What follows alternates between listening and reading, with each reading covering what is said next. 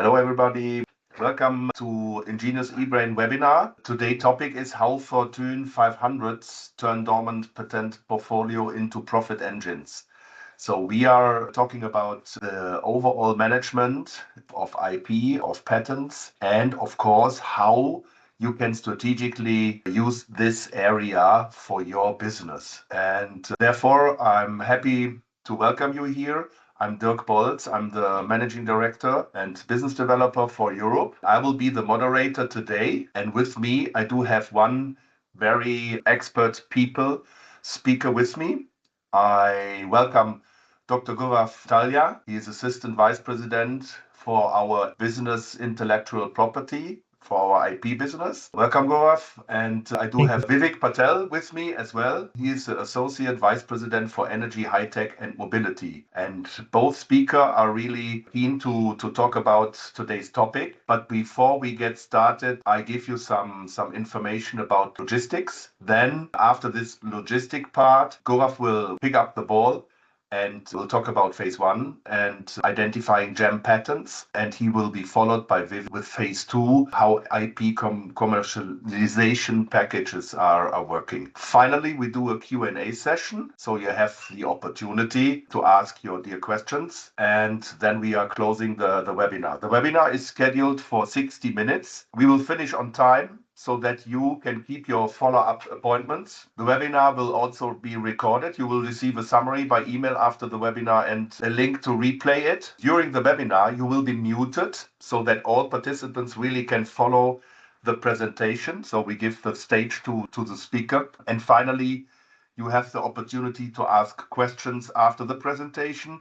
And therefore, please use the chat button on the top navigation bar, enter your question, and then we will read out them and you will get the answers. But before I hand over to Gaurav, I would like to give you a short introduction who we are, who Ingenious eBrain is. So we see ourselves as a techno-commercial consulting company, and we help technology-driven enterprises really to make the right strategic decisions, and very important for, especially for the time we are in, to do this faster, with confidence, and and cost effective. This is our mission, to get an idea where we are. So we have a global presence.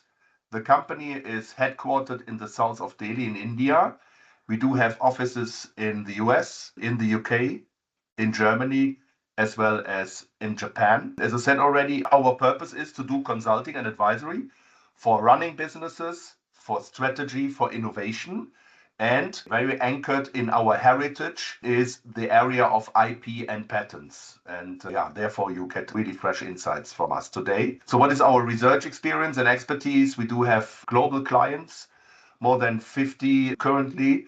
We have 300 plus industry experts. Almost half of them are PhDs or MBAs. We are working as well not only for large enterprises, we also work for small, medium enterprises. And our expertise is based on 5,000 plus projects we are executing so far. Here's some samples about trusted market leaders who rely on our support to make really good decisions. In the US, you almost find very large companies and large enterprises there. For Europe, we are well established in Europe and really consult a lot of companies. Yeah, this is already an invitation. If today's perspective resonates with you, here are the contact details for the people who are talking to you today. So you can contact me or Gaurav or Vivek. And if you would like to have a deeper discussion at the end of this webinar. And with that, thank you for the introduction, for your listening. And therefore, I would like to hand over to Gaurav. Thank you, Dirk. Hope my screen is visible at everyone now. Yes, Is it screen visible? is there. Yeah. Yeah, also in the So, presentation mode. Fine. good morning, everyone, or good evening, everyone, based on your locations. And today, as Dirk indicated, we are going to give you a very practical methodology and use cases where we have helped a lot of Fortune 500 companies to commercialize their patent so that the gem of patents means the quality patents come out, and the patents which are not valid, you can stop paying the maintenance fee so that you can save the cost there. So there are a lot of advantages where you optimize your patent portfolio from the commercialization perspective. So you get the revenue from one side, and also you save the cost of the dormant patents which are not aligned to the product market right now. So these two phases of the patent commercialization, I will cover the technical phase where we actually see who are the infringer, who are the potential technology transfer customers from the technical point of view. And the second phase will be taken by Vivek Patel, who will discuss how we are very much sure about the technical phase, then how we are going to commercialize those by discussing with the right customers, right? So the first phase, the objective is to identify the gem patents from the infringer perspective or maybe from the technology transfer perspective, right? And it could be for the exclusive sales of the patent rights or the royalty based or maybe other as per the licensing agreements. So what we are going to do here is, since in the world of AI, we are going to fuse the mind plus machine, which is the semi-automated approach, and the AI fusion with the detail analysis. So the initial process will have the automated process, and then once the data comes from the automated process, we are going to have a detail analysis, right? So we have a lot of in-house customized tools for this deriving the data initially, and these tools are customized. It's not like the tools which are sold in the market in a generic way. No, we don't sell the tool, but that are used for our internal purpose, right? So semi-automated AI fusion with the detail analysis, we'll discuss this in the very stepwise manner. And the target could be like, once you go for any commercialization phase, you have few questions in your mind. One may be, you know, the target company or the competitor where you want to target, or you want to have the global companies to be targeted. That totally depends on your what is the coverage of the patent family. So we are going to assess those things, and the target companies and the competitors can be determined based on the class based, citation based, product line, geography, exclusives based on the how examiner cites the X category during the prosecution stage. Oppositions are one of the major indicators where you target any competitor or the companies. So, and the global product identification will be based on the family coverage, because you should have those patent rights in those particular geographies. Now, what is the advantage of this process is that we'll have a funnel based approach where the cost of the analysis keep on decreasing at the every stage, because we are going to funnel the patent at every stage, and we get the final stage with the gem of patents, which I am coming in the next slide. So you could see here, basically the first stage, let's say a client or any comes with me with a portfolio of 10,000 patent or 1,000 or maybe 10, 15 patents. It may be any number. So what we do, if it is a big portfolio, maybe a telecom company, or maybe right now the SEP case are going in the telecom, the VIX or the 3GPP. So they are very big portfolio for the companies. So what we do, we cluster those technology patent into technology cluster, and then we rank the patent based on the legal and bibliographic parameters. I'm coming to that point. So you could see, let's say this is just an example. I have a patent portfolio of an automotive company. What I have done, I have just clustered the technology into various honeycombs so that I can pick each cluster or subcluster and then can go for the various calculations. Because if you mix the technology, it will be very difficult to benchmark those technology because they are different, right? So the first is the creating the cluster and the subcluster and picking one cluster. So this is a patent ranking tool. So what we do here, we rank the patents based on the legal and the bibliographic parameter. So you could see the legal parameter is the prosecution duration.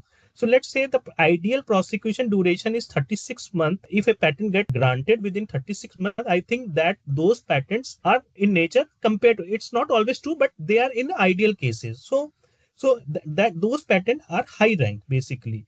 And maybe with 50 months or 55 months, they will be medium or low. Similarly, if any litigation or opposition are there, so for the litigation, what you do, we have the negative marking if the case has been lost. And the opposition case, we generally see. So if a competitor is eyeing on your patent and filing an opposition, means the patent is of very good use, because there is some technology where the competitor is eyeing. So we will segregate this litigation opposition based on our data here, right? Then legal status. So if it is granted or maybe in the application stage, so we generally take the granted, because the application stage which are yet to be granted are generally not, but we consider in some of the where the CIPs are filed basically, right? Now, bibliographic details may be the remaining life of the patent, count of cited patents, grant. The next is the granted number of grants, then IPC, then geographical breadth. So these are the various parameters. So other parameters which we also have, like, was the patent cited by an examiner during the X category in the 102 rejection? So these are some of the or X category in the international search report. So there are various parameters where we rank this patent and bring a scorecard here into silver and bronze, basically, right? So you could see in the last column, the ranking has been done. Now, once this ranking is done, so these rankings are based on legal and bibliographic parameter. Then what we do here in the next, we evaluate the portfolio. Let's say we have a patent, then we see the technology cluster here, and then we see what is the innovation level of the technology, whether it is high, medium, or so. The innovation level is determined by some of our AI backend tool by calculating the trending technologies and the news and all those things, and the current market status in the product side. The technology readiness level within 1 to 9 is defined here, whether the technology is already commercialized or deployed or prototype. Market disruption potential based on certain parameters we define, and the summary of the patent and the competitor intelligence notes we give how the competitors are targeting these technologies. So the ranking is done. We also do the market impact potential and technology. So we have notes with us. One is the ranking and one is the evaluation of the portfolio. Now, based on our requirement, so there is no single step, but we generally take both steps. So we take the union of those both steps, maybe the high commercial readiness level and the high patents. Maybe the patent could be golden there, but here maybe the readiness level may be the prototype here. So we take all those combination and prepare we filter the patent based on our understanding based on the technology point. So let's say here we have taken very high patents, and in this case, there also we have taken the golden patents in this case. Then what we do, we target some of the companies based on the data which we have. Let's say you can see here the target company is 701X, SIRS, NetDAP, D level. So based on the patent, we have a lot of companies. You can see just few companies based on this PPT, but a patent will run multiple superimposition of the product mapping with the patent claims, right? So you could see the target company, product name, product website, and relevance score. But this is not the final score. This will go for the detailed analysis later on. This is just a synopsis which we are getting right now from the automated systems right now, right? Once this target companies and the product website and the technology overlap data has been recovered, then what we do, we prepare a feasibility report based on the product. So feasibility report is basically the report where a mapping between the claims and the product is created. I will just show you a sample how we actually create it. So you could see here this particular patent of the portable analytics device. This is a glucometer device, and the company, the patent is from the Darrow Healthcare. And the problem solved is that the compact device for the blood glucose monitoring is USB-C interface with connecting with a computer. That is a novelty because they connect the device with the USB-C. And we found a product which is high rank and from the Dario, and this is the relevant excerpts where we have identified that this patent could be mapped onto the product, relevant images, and reason of judgment why we have considered this patent in the high category in the feasibility report. So likewise, here one product is there. For one patent, there will be multiple products, and the release date should be after the priority date of the patents, right? So we create this type of feasibility report with respect to the selection of the ranking of the patent here, right? Then what we do, so you could see the detectability, claim strength, and business impact. I will explain how we actually see the detectability, claim strength, and business impact. So feasibility report, you could see here, analysis. Similarly, the title, claim, company, relevant industries, HML is a medium, smart tag, links, release date, and the relevant images. So detectability is something where we see what is the level of map of independent claim with the product. So let's say information to map the claim limitation is easily detected. So in that case, we mark it as high. Information to map the most of the claim limitations are easily detected. However, few claim limitations are difficult to detect, maybe due to we need to do the reverse engineering or something. So that's the reason.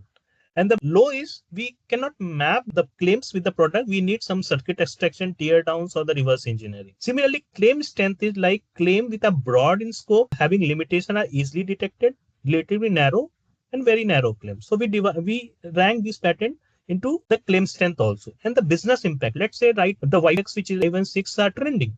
So the business impact of these technologies are very high. So similarly, we will rank the technology based on high, medium, and low, which we have also seen in the last of his initial automated system also. So this is the relevancy matrix which we put over the detail analysis, which is the business impact, detectability, and claims.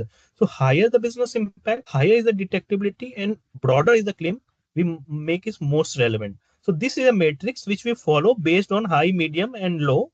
And you could see this is general successful metrics which based on our past use cases. Now, once the client is agreed with the feasibility report, then we go for the evidence of use. So this is the sample evidence of use chart. You could see we generally give you the patents, detailed bibliographic, company, product, and release date. This is an independent claim, product overview. So you could see the first independent claim, the portable patient operable device. This is a preamble.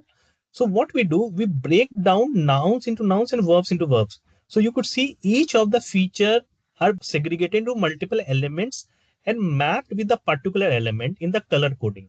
So this gives the clarity to the client that yes, these products can be correctly mapped once you create the 16 chart, which is applicable in the US codes also.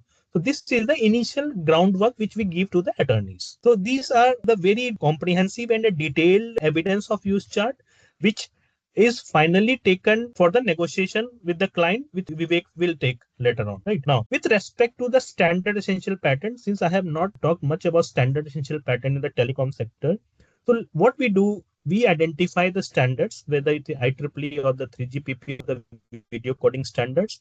Now you could see each, let's say this Wi-Fi standard 11AX 21 to 2021. So what we do, like we did the feasibility report, we also do the feasibility report or the SCP, and then we go for the claim chart. So you could see each of this claim has been mapped to the standard in a detail, right? So we take the standard, we take the patent claim and map onto in a detail in the color coded manner, so that once this patent is declared as a standardization paragraph, you can go for the monetization, right? Generally, there is no entity in the globe which give the SCP tag. So you have to declare your SCP of your own once you go for the commercialization, right? So like Huawei, Ericsson, these companies are generally claiming that we have X amount of FCPs in their portfolio. And this is how there's a competition in the 5Gs, 4G, and all those things for the Wi-Fi sector. So this is a very comprehensive claim chart from the standard essential perspective, where we also support client in identifying the standards, mapping the standards, and declaring the standard as an SCP for their portfolio. Right now, coming to the final is the validity contention test. So what we have observed that most of the clients generally go, once they have this evidence of use chart, they go to discuss with the infringers or the technology transfer companies. But what we suggest, before you go, you should have a quick invalidity contention test of your patent. Because if you go for negotiation, the person who you are negotiating will surely have a validity test. Most of the time, what I see, client does not take this step because this is the very important step. Once the invalidated, your all efforts go into vain, basically. So it's important to have a validity test of the high rank patent where the product mapping has been done. So this you could see, this is a patent XXX, US XXX, where we have identified a X category reference, Y category reference as per the international search report, A category reference. And then what we do, we also create the non-patent list also, since there is no non-patent in the patent. Then we have the feature matrix. You could see the feature matrix here of the independent claim. So you could see the whole patent could be mapped, independent claim could be mapped onto the particular identified reference. Then we have the similar color coded mapping with respect to the identified prior art. So you could see a detailed mapping color coded. This is a semiconductor PCB patent. So you could see a very detailed mapping has been created to invalidate this patent. So this saves you from further any mishap, because if the person who you are going to sue or you are going to negotiate or you are going to have a deal will surely have the invalidity before they purchase any patent. So it's important to have this task done from our side so that you don't fall into unnecessarily trouble later on. So that's the reason we ask client to have the invalidity contents and test before you go for any particular pattern. So now the question is, where do you search? We search on the potential infringer or the products or the technology. The database generally have the product document data sheet manual based searches. Now we have induced the AI based searches also to have the as you have seen in the first slide. Video based searches also we perform. We extract the evidence from the videos. We also, wherever we need the tear downs, we take the approval from the client to provide us the tear down of the circuit, because if the circuits are on the black box, we have to take the tear downs. Image searches product. So sometimes what happens, the evidence of some of the claims are missing. So we also take the features from the product sales office, from the salesperson, and then we embed those evidence in our evidence of use. We also do the product testing at our labs, where let's say you have a software, you want to have the evidence. We will install the software in our premises. We will test it. We will take the evidence and put there. Basically, it could be any device where, but we generally support the software based testing here, and the source code review. So even we have any source code in Java, C, or any, if we can get, we also map the source code with the claims. So these are the various databases which we use, and the NPL search also. So I wanted to come to the funnel structure once again. So if you see this funnel structure, so we have discussed the patent clustering, patent ranking, competitive intelligence, feasibility report, detailed product search based on the feasibility report, and creation of the UU. And the last step is the validity check or the validity contention test. And then we declare those patents as the gem of patents for the out licensing. Right. Now, the further thing will be taken by Vivek for the commercialization, which is the phase two. Over to you, Vivek. Yeah, thank you, Gaurav, for providing the fund insights. So let me quickly share my screen. Hello, gentlemen. Good morning and good afternoon, based on your geography. I hope my screen is visible and I am loud and clear. Yes, audible is Yeah, good. Screen yeah, is also okay. there.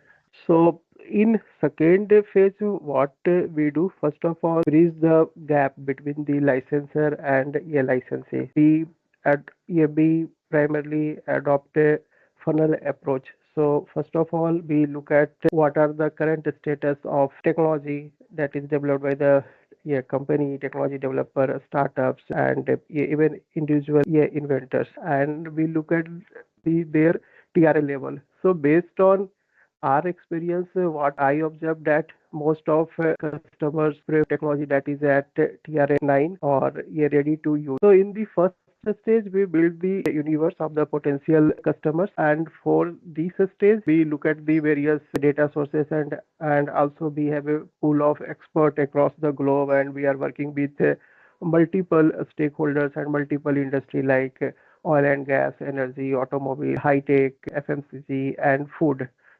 So such activities, we have good network.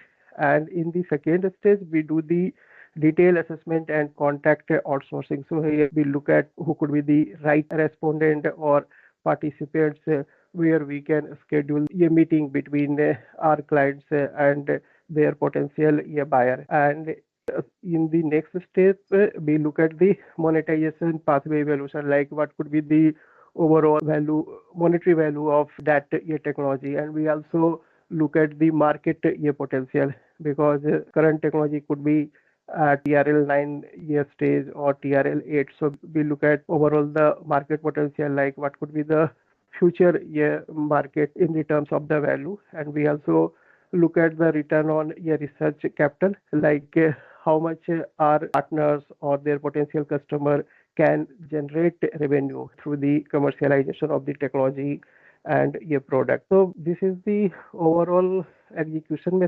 methodology. So here I have highlighted data source, so you can see how our flow of engagement looks like. So these are the some databases for the information procurement. So we have in-house databases and paid databases as well. And for the analysis and validation, we do largely primary, and you can see that in the nuts outcome could be the commercialization of the technology of our client. And here I have highlighted the some research scope and what are the variation area and what are the data sources. So these data sources are not exhaustive, each pillar, and also you can see that these are the some of the paid databases.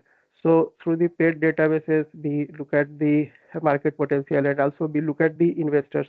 So from the pitch book, we generate the data around the potential investor, and we also discuss our client technology with private investor and equity partner as well.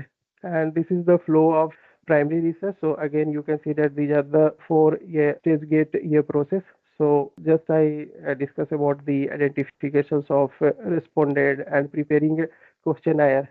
So before finalizing the questionnaire, we share our set of questionnaire with client, and once they approve or we are on the same page, then we discuss commercialization of technology with potential customer. And these are the some contact outsourcing. So here you can see that who could be the responded profiles, and we will be targeting. So we also look at the peer industries and non-peer industry, because sometimes non-peer industry might be also interested to look at the peer industry technology. So here I would like to highlight the example of food industry. So in some cases, food industry also consume a lot of energy. So some technology can come from the ceramic industry as well, because ceramic industry is also energy intensity, like they are using oven and other things.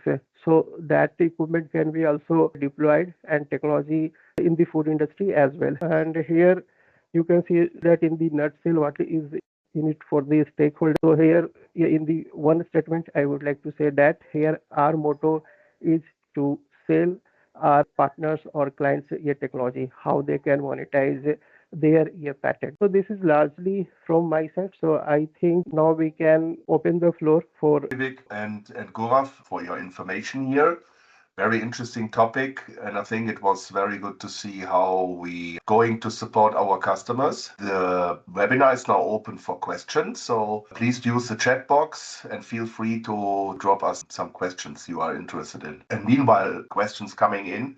I do have already a question which goes to you both. So, what industries do you support? Is it because I think Gaurav showed something from pharma, but I understand that there are also other industries. So, what industries we are supporting? The industry we support is the electronics, communications, semiconductors, chemical industry, energy sectors, automotives.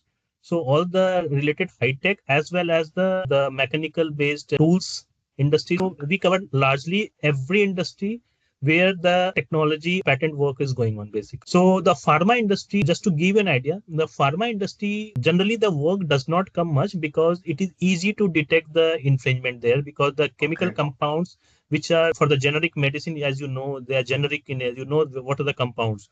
So generally they know the infringers very well. So that domain we get a bit less work in the pharma industry. But turnaround, the process part we get in the pharma. Core part of the pharma, we do less work to be very honest. Right? Okay, so important that it's not only one industry. So it's more or less Exactly. where high tech is where high tech is driving the business, right?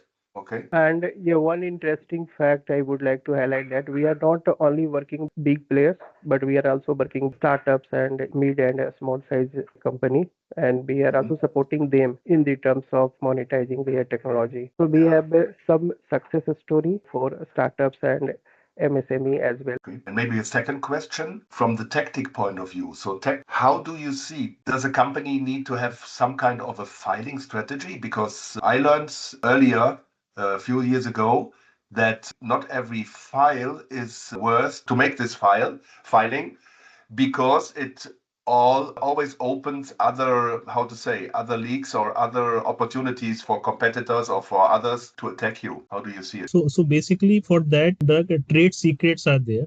So companies generally have the trade secrets if they are not filing the patents. So generally, if you have innovations, the company does not put anything on the public domain else than the patents, basically.